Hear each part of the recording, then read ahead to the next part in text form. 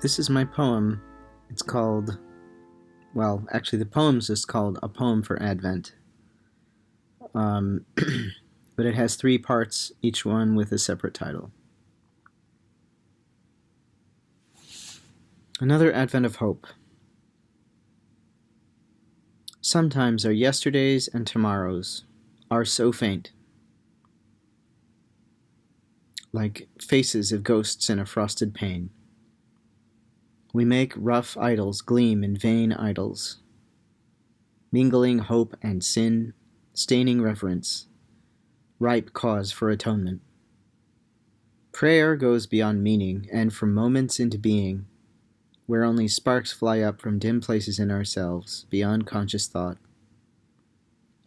Here nothing remains of fears or wild memories. And is it our Advent, and is it our time? Can we be the ones whose hope goes beyond yesterday's most sleek and fearsome dreams? All beings must catch themselves once inside some material made real in the otherwise intangible veil.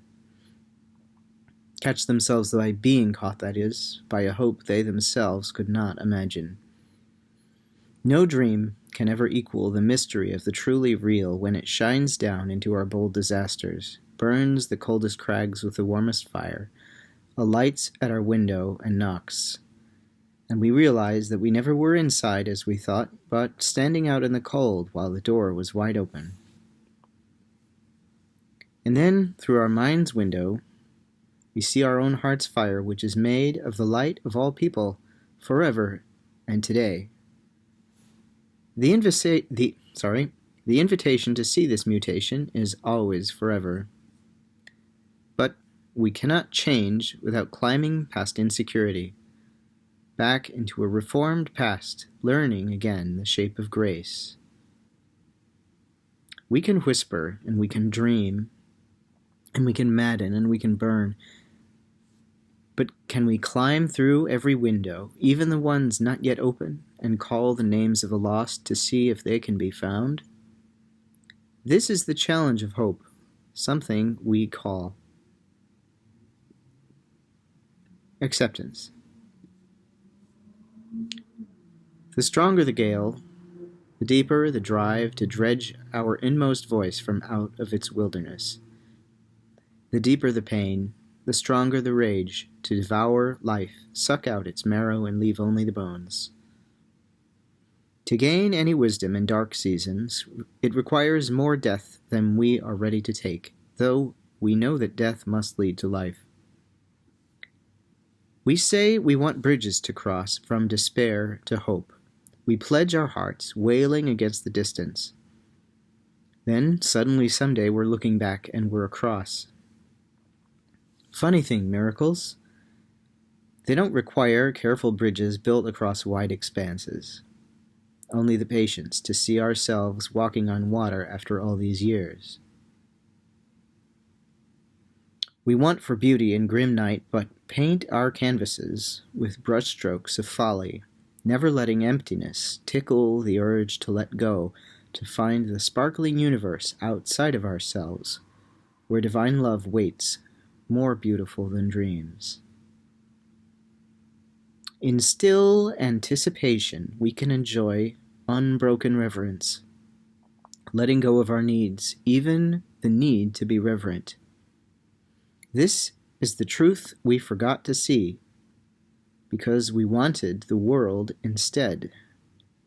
We wanted things to make sense. We wanted broken things to be repaired. We forgot about the beauty of all the broken things lying there, being okay with being broken. And maybe broken pieces are the miracle we forgot to praise when we were clambering over them to get to something better. Should we not therefore stop and gather our love gently in all its fragments? No, for the test is to let it be strewn as it is. More love will come if we aren't standing, stiffly guarding our old love from any new life, forbidding its entrance into the world. Mystery's Call. Against the wind I cried out for a new beginning, and it echoed back to my senses, enigmatic as a foghorn on a cloudless day. Why should such a mysterious thing be so clear when I asked what seemed to be a question with no answer? The answers that we most want are the ones whose questions we so rarely ask, the ones we thought didn't have answers. We don't ever expect to be forced to reveal how much we do not know, how little we gain by striving, and how much we need to ask for help. Let it be so, that the dimmest corners of ourselves are emptied, so that new things can fill those places with light, and the great mystery of truth can renew our spirits again. I had some main questions that I was asking in this poem. What does it mean to have hope? How do I invite God into my life? What can I do on my own versus doing with God's help? How do I make real changes in my life instead of just thinking about change? And writing the poem helped me process all of those questions and get to some answers. And I think the process of asking and answering is all within that poem right there. And the theme being Advent helped me do that, helped me process all of those questions. I think Advent is about inviting God into our hearts and being intentional about it. And in doing so, in being intentional, I think we can get to let go of whatever's holding us back. We often, what I realized in writing this and in reflecting on my writing was that we often don't change in our lives because we forget what change feels like, and we forget what it feels like for the Holy Spirit to move in us. It's not easy to be hopeful in life when we're overwhelmed, when we've gone through a lot of life changes, when we've gone through grief and trauma, when we've gone through a pandemic. And so the central idea in the poem, I think, is one of the central ideas. Maybe there's two.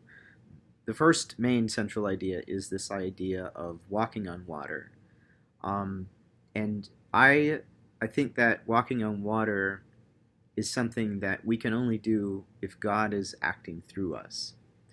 I think that if we really believe that we can, well, it's not quite enough if we believe that we can. We have to wait. We have to be still and wait and pray and meditate and allow God to work in us first. And that requires a lot of patience. So that's why I say in the poem, it requires the patience to see ourselves walking on water, but in a way that's really just seeing God work through us. And we have to pay attention so that we know that it's happening and that we know that it can happen. If we wait during Advent with expectation and hope, then I think that eventually we can actually aspire to something better, but we have to be intentional about it. We have to slow down first. So that's one main image, was the walking on water. Another main image was just the idea of brokenness.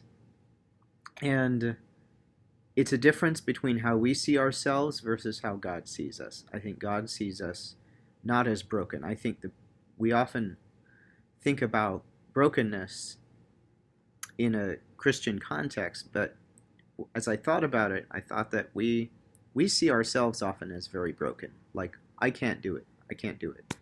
But I don't think God sees us that way. I think that God sees us as whole beings. And so if we stay broken, we're never going to change. We're never going to get better.